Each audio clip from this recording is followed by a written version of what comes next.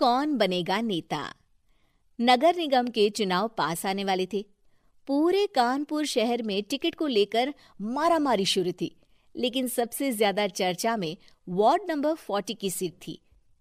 वो इसलिए क्योंकि इस बार वहां की सीट महिला के लिए आरक्षित थी।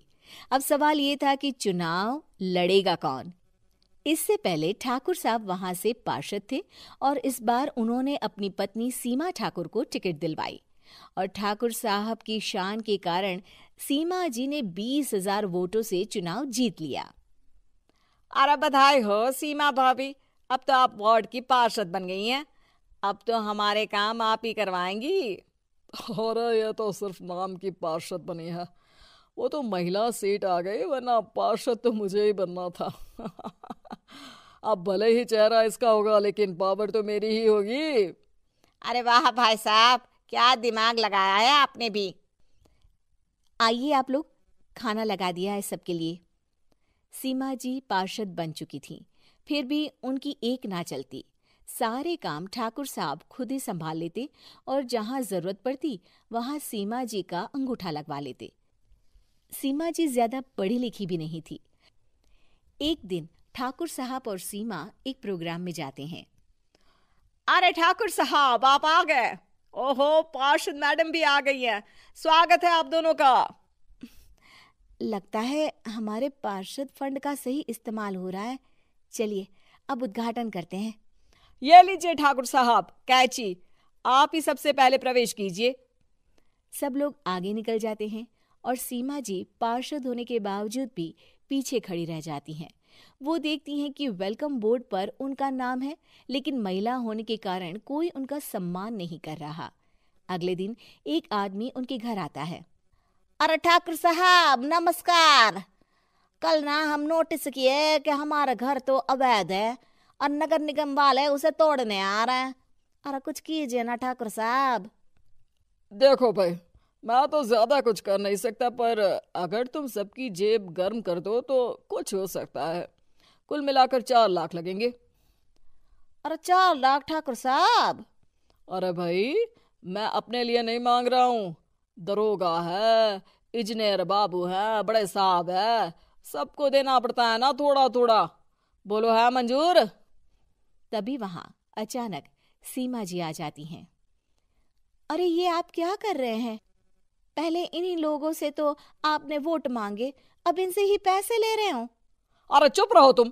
तुम्हारा काम है सिर्फ अंगूठा लगाना, तुम वही किया करो। मुझे दूसरे काम तुम मत सिखाओ, समझी?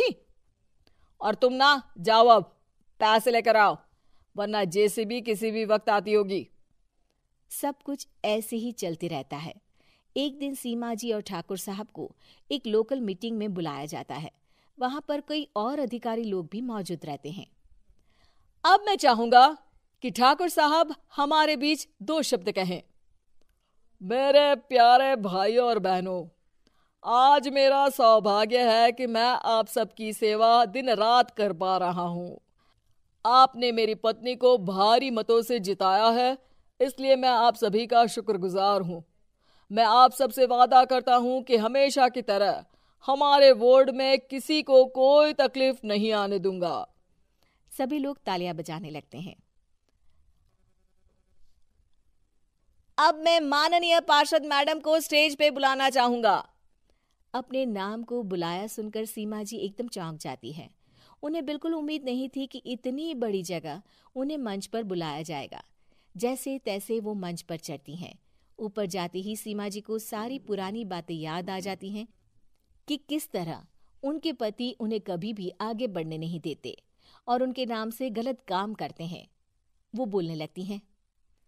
मैं आपके वार्ड की पार्षद सीमा हूं। आप में से बहुत कम लोग ही मुझे जानते होंगे, क्योंकि इससे पहले मुझे कभी ऐसा मौका ही नहीं मिला। सारे मौके मेरे पार्षद पति यानी आपके ठाकुर साहब ही लेते रहे, लेकिन आज ये मौका मुझे मिला है तो मैं इसे ऐसे ही नहीं जाने दूंगी। मैं आपको ये बताना चाहती हूँ कि आपके ठाकुर साहब मेरे नाम की आड़ में गैर कानूनी काम करते हैं, जिस पर अंगूठों के निशान मेरे होते थे। इसीलिए मैं अपनी गलती मानती हूँ और आज अपने पद से इस्तीफा देती हूँ, ताकि आगे से कोई गलत काम ना हो पाए। अब फैसला आप सबके हाथ में है कि आप हमें क्या सजा देना चाहते हैं।